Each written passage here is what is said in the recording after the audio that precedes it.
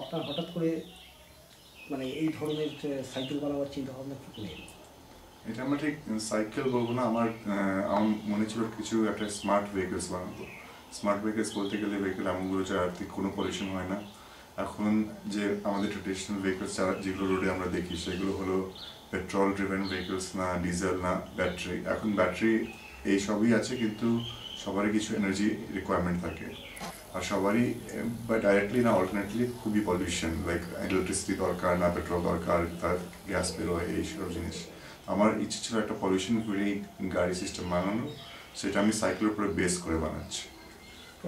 Pollution কি দুর্গাপুরে খুব বেশি বলে মনে হচ্ছে? হ্যাঁ, আমি লাইক আমার মনে হয় আমি সিন্স দ্য লাস্ট 20 years দুর্গাপুরে পলিউশনটা বেড়েইছে।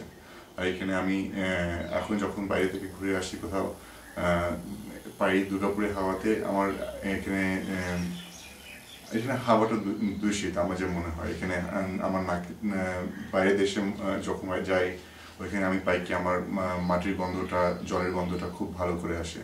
দুর্গাপুরে গন্ধটা স্পেশালি স্টিল প্লান্ট এরিয়াতে, জিটি রোড এরিয়াতে খুবই পলিউটেড। সেটাই আমার মেইন ফোকাস ছিল কি দুর্গাপুরের একটা এমন জিনিসের আবিষ্কার করা যায় যেখান থেকে দুর্গাপুরের পলিউশনটা আমরা কম করতে পারি। আপনি বিদেশে ছিলেন, কোথায় ছিলেন? আমি 3-4 দেশে আমি রিসার্চ করেছি। আমি কানাডাতে, জাপানে, ফ্রান্সে আর স্পেনে। কি সাবজেক্টে রিসার্চ? আমার expertise aerospace engineering. Aerospace engineering. আচ্ছা আচ্ছা। তো আপনি এখানে যখন ফিরলেন, বিদেশ থেকে যখন দেশে ফিরলেন, তখন সেই সময় আপনি মানে প্রথমে কি বুঝেছিলেন যে এখানে পলিউশন প্রচণ্ড বেশি? না না, আমি তো হ্যাঁ, সেটা আমার সবসময় আমার মনে হতো কি ভারতে পলিউশন এক জিনিস, আর আমি পাই এখানে ক্লিনলিনেস একটা বড় তফাৎ। লাইক কোয়ালিটি অফ লাইফের লাইফস্টাইলটা এত ডিফারেন্ট না অন্য দেশের অপেক্ষায়, কিন্তু এখানে ক্লিনলিনেস একটা বড় ডিফারেন্স। বাইরের দেশে কোথাও যাই আমি এত ডার্ট পাই না যেটা আমি ভারতে দেখি।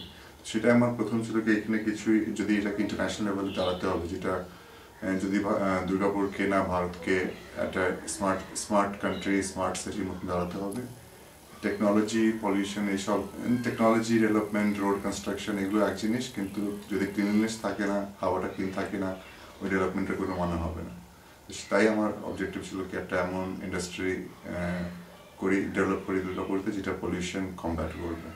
প্র্যাকটিক্যালি আপনি বিদেশের হাওয়ার সঙ্গে আমাদের দেশীয় হাওয়া, মানে বিদেশের পরিবেশের সঙ্গে এখানকার পরিবেশের বেসিক ডিফারেন্সটা আপনি কী বুঝতে পারছেন?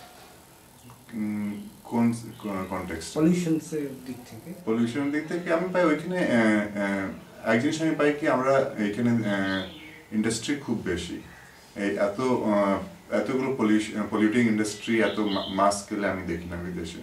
ওরা যাই করে ওরা নিজের জমিনে এত ইন্ডাস্ট্রি দাঁড় করে না, যেটা আমরা ওয়েস্ট বেঙ্গলে না দুর্গাপুরে করেছি। সেটা আমি পাই আমাদের এটা মেইন রিজন এখানে ইন্ডাস্ট্রিটা এত পলিউশন করেছে। আর একটা জিনিস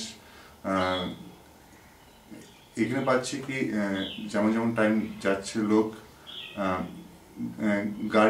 গাড়িটা ইউজ করা ঠিক আছে, গাড়িটা ইউজ করতেই হবে, কিন্তু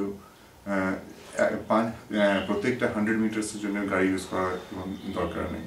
সেটা আমি পাচ্ছি লোক এখানে একদমই গাড়ির উপর ডিপেন্ডেন্ট হয়ে যাচ্ছে, যেটা বিদেশে এখনো আমি পাই এখানে অনেক লোক ওয়াকিং করে, সাইক্লিং করে, যেটা পাচ্ছি দুর্গাপুরে না ভারতে ইন জেনারেল কমে যাচ্ছে।